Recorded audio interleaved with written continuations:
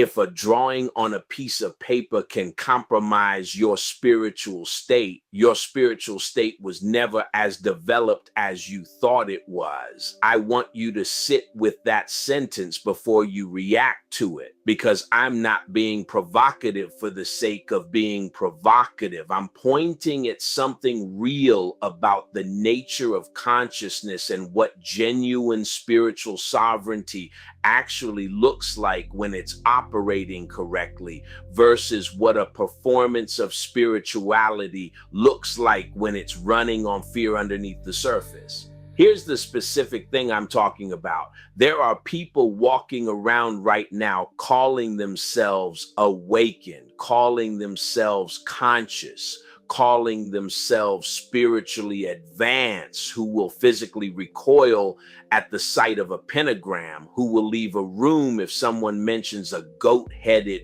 figure, who treats certain words, certain symbols, certain numbers like they carry some inherent power to damage them just by making contact. And I need to say this plainly, that reaction is not evidence of heightened spiritual awareness. It is evidence of the exact opposite. It is evidence that your consciousness is still operating primarily from fear, which is the lowest frequency state available to a human being. And fear-based consciousness is, by definition, compromised consciousness. Think about what fear of a symbol actually requires you to believe. It requires you to believe that an arrangement of lines or a combination of letters or a particular image contains power that is greater than the power of your own mind and awareness. It requires you to believe that your consciousness is so fragile,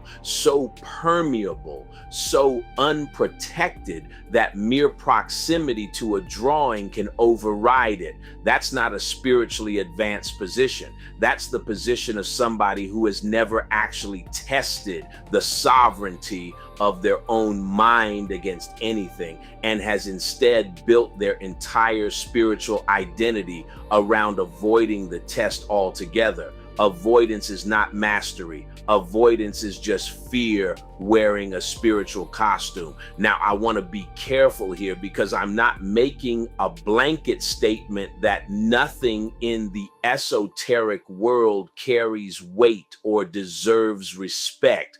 There are practices, there are invocations, there are intentional workings that require real discernment and real preparation. And I'm not standing here telling you to go engage recklessly with things you haven't studied. That's not wisdom either. But there is an enormous difference between the discernment of a trained, sovereign mind that chooses carefully what it engages with and what it doesn't, and the reflexive terror of somebody who has never developed any real internal stability and mistakes that terror for spiritual sensitivity. One of those positions comes from strength. The other comes from a wound that never healed, dressed up in the language of protection. Here's the deeper principle underneath all of this. Fear is not a spiritual warning system. Fear is a biological one designed by millions of years of evolution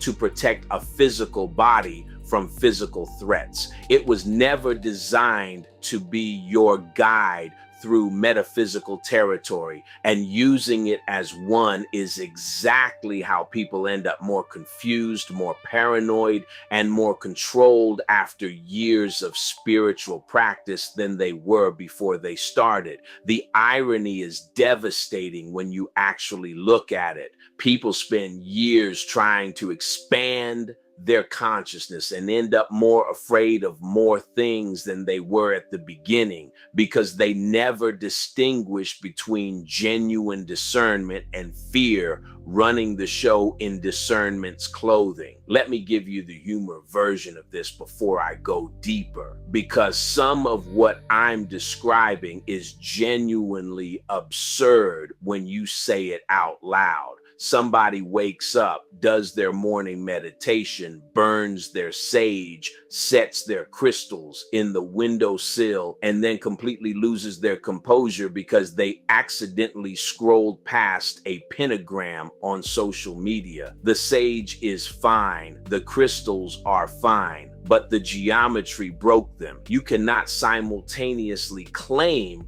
to be a being of sovereign spiritual power and also be undone by a 5-pointed star. Pick one. You get to be afraid of symbols, or you get to be spiritually sovereign. You do not get to be both at the same time and call that growth. Your mind makes it real, and this is no exception.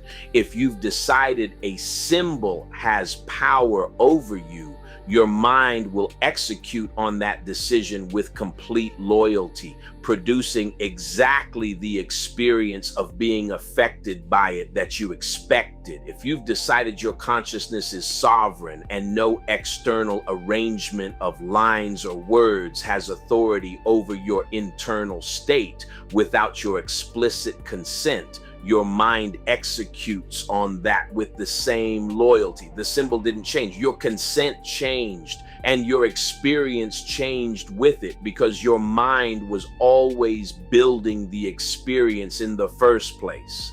So what does genuine spiritual sovereignty actually look like in practice when it comes to this specific thing? Symbols, entities, esoteric territory that makes the fear-based spiritual community reach for their protective crystals and their blocking prayers. It looks like curiosity instead of recoil. A sovereign mind encounters an unfamiliar symbol and asks what it means, where it comes from, what tradition used it, and for what purpose, because knowledge dissolves fear at the root. The pentagram, to use the most obvious example, was used for centuries as a symbol of protection in Christian mysticism before it got rebranded as demonic by people who found it more useful to keep their congregations afraid of it than educated about it. The goat-headed figure most people associate with evil is a 19th century artistic invention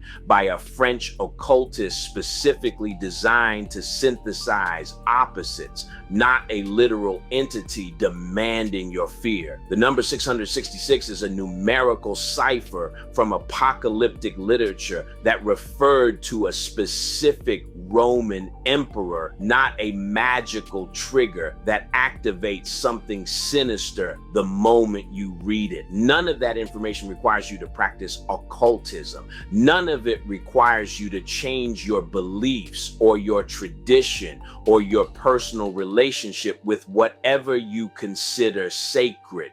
What it requires is the intellectual honesty to engage with the actual history of a symbol before you let it compromise your entire emotional state. And if that information genuinely changes nothing about your reaction, then you are not responding to the symbol at all.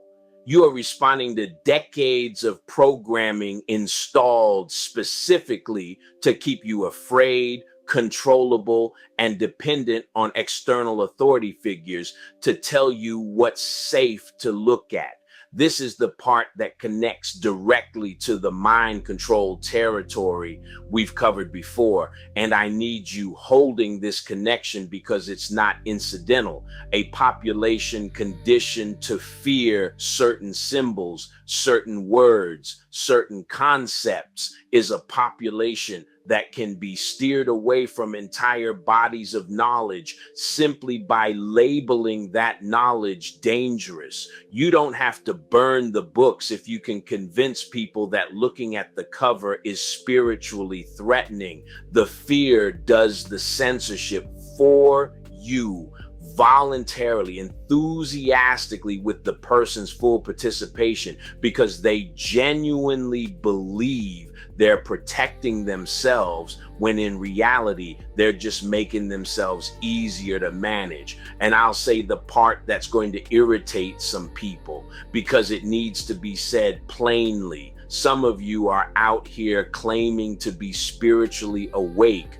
while simultaneously being more afraid of more things than the average person who's never thought about any of this a day in their life. That's not awakening. That's a damn anxiety disorder with better vocabulary. Real expansion of consciousness doesn't produce more things to be afraid of. It produces more things to be curious about. If your spiritual practice has made you more fearful over time rather than less, something in that practice has been feeding your fear and calling it growth. And you owe it to yourself to examine exactly what that something is and who benefits from keeping you in that state. Your mind is your greatest friend or your greatest adversary. And a mind ruled by fear of symbols is a mind that has handed its sovereignty to whoever controls